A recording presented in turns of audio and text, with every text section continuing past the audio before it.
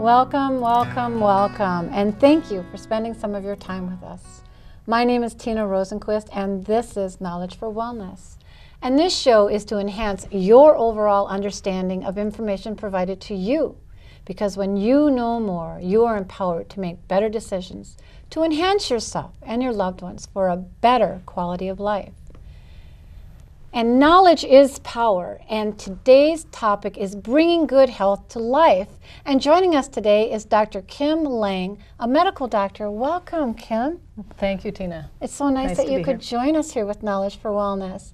And you are a licensed medical doctor and a homeopath. Yes. And you have your practice in Shoreview, Minnesota. I do. That's so great. And it's just so wonderful that you can come and bring forth some great information to my viewers. So I really appreciate that. And your website is Wellness-Lane-LLC. Mm-hmm. Great. And my viewers haven't met you yet. So I'd really love for you to tell them about yourself, your passion, your love, and why you actually chose this profession. Sure, Tina. I was in medical school and chose to do homeopathy after I went to a music festival. And a friend and I had to volunteer some time, and we were in the first aid tent. And as allopathic students, we couldn't do much, but the homeopaths could heal, so I went into homeopathy after that. I went to medical school because I wanted to learn more about healing. Okay. So that was my original going to school, and then went into homeopathy at the Northwestern Academy-of-Homeopathy here in town. Yeah. And it actually was the first 4-year program that had 2 years of clinical practice, so it was very much like medical school, though I would say a bit harder. Oh, really? Yeah. Yeah. Wow. It's more difficult, more knowledge to know. Mm-hmm. And just for your information, the University of Minnesota Medical School, where I went to school, used to be the College of Homeopathy and Medicine until 1914. Oh. So we used to know it back in the late 1800s, and Yes. then it switched because of politics and things. But that could be a whole nother topic, and I would digress. It's so great, you know, you having both expertise, being a medical doctor and a homeopath, and you can compare the two.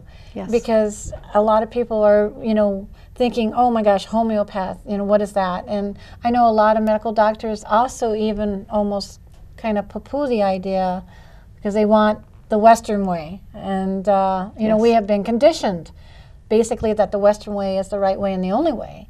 And now people are educating themselves, kind of coming out of their area of comfort and kind of going a little bit broader, and now they're finding that they're actually getting relief from things that they weren't getting relief from with medical doctors and things like that. So that's great that you have the expertise of both.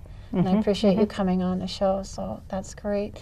So I know a little bit about what a homeopath is, but I'd like you to share that with my viewers exactly what a homeopath is. Sure. Homeopathy is a scientific medical practice that uses the energy of anything from the earth. So we might use flowers, we might use wood, we might use minerals, we might use animals, and that energy then stimulates the vital force to begin healing and rebalancing, to get to its best self. It's based on the principle of like treats like. Samuel Hahnemann was the original, of the fella, the allopathic doctor who figured out bloodletting and giving people mercury poisoned people. And he spoke 6 languages, lived in the mid-1800s, and he put together by asking all of the local healers, including the witches, the herbalists, reading Aristotle. I mean, he went back, and then he did studies and found out that if you gave the energy of substance and used the principle of like treats like, it would help you heal. Fascinating. Yes. To me. And I've seen it work. So that even makes it better. Okay. It works on dogs and babies. Yeah. And so they don't know the difference. And all of the remedies have been proven, so we know what they do before we give them, which is very different than as my medical doctor degree. I would, you know, we'd take a medicine, we'd give it to the sick people and try to have a control group that was sick people of the same age, sex, and maybe a control group of healthy people. In homeopathy, you only do the testing of the remedies on healthy people, and you write down all the symptoms, gather those up. And those symptoms actually are what we look for when we're in our patient, and then we give them the remedy that matches that. So it's like treats like. Yeah. So we actually don't harm the ill. We study it on the well.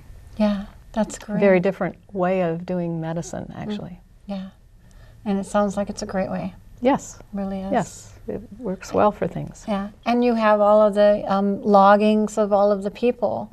And so you have that as a reference to go back to, sort of like lawyers using their books. Right. With trials and errors. There's Materia Medica that has each of the remedies, and then there's what we call a synthesis repertory that has all the symptoms for each of the remedies. Okay. Like, you know, if you look up headache, it'll have all the remedies that have headache on the right brow or something. Uh-huh. Very The specifics, yeah. It's very specific. Yeah. Wow. That's which makes it harder. Uh-huh. Yeah, the actual medical school. To figure that out. Yeah, to figure out which remedy then, because there's like 10,000. So. Okay. Yeah, and you were talking about like treats like. So is basically that's how it works exactly, or can you go into more detail? Yeah, I can. It's hard to explain in a short bit because it took me, well, I'm still learning, but in 4 years of studying it, it's like taking what we know in our culture and turning that room of healing inside out and backwards, and then understanding what homeopathy does.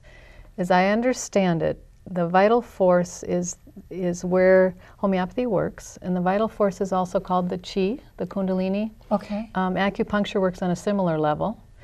I think vital force, as I best understand, is not your breath and your heartbeat, but it's that energy between your soul. So it's the part that your heart and lungs die, and then the vital force is gone. And maybe your soul lives on, I don't know, that's a whole other topic again. Yes. So, but that the remedy then tweaks the vital force to rebalance itself. Okay. Because we all want to be in best health. Our body does its best to be in best health. Yeah, it is, and that's pretty amazing. Yeah. I mean, it's a magnificent tool in itself. You know, even the way, you know, you get a splinter, and it's actually, you know, pusses up to try and push the splinter out. It is a magnificent tool. And that's your vital force working. Yeah. So that's pretty neat. Okay, yeah, that is. And so in regards to, you know, when you're thinking of all of these variables that take place, and you kind of think of holistic when you talk about, you know, a lot of different areas. So is homeopathy, is that also the same as holistic, or? Well, they both start out the same with HO. Okay. And they're actually pretty, homeopathy, as I learned it, classical homeopathy is quite holistic, because we do look at your whole self.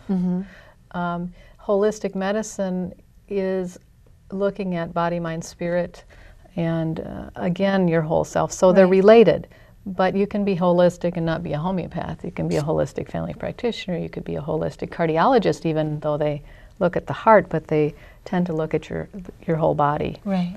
In your sense, like your family relationships and other things. Okay, instead of just the symptoms of the heart, they actually outline the whole.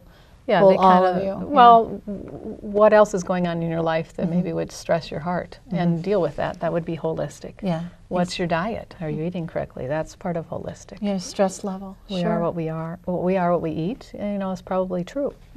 Exactly. Yes. Yeah. Okay, that's good to know. And so if I came to you with some symptoms, then, and so you treat me individually, one-on-one, and you'd look at all of me, and then that would also be how just you wouldn't look at someone else that had, let's say, acid indigestion.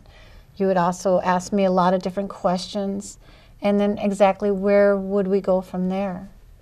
Well, our first appointment would be 2 hours, which is also pretty long, because in our society we get 10 minutes, 15 minutes. We don't get very much time. Right. And we're supposed to deal, as a family practitioner, that was one of my frustrations, we don't have time to do the whole thing. We get 20 minutes to a physical. Well, my haircut's 30. And our physical is probably more important. So our culture in healthcare has gone down. In homeopathy, the beauty of it is that 2 hours I listen to your story. I listen to all of your symptoms, and I need to understand from your perspective what's going on, and then I look for patterns.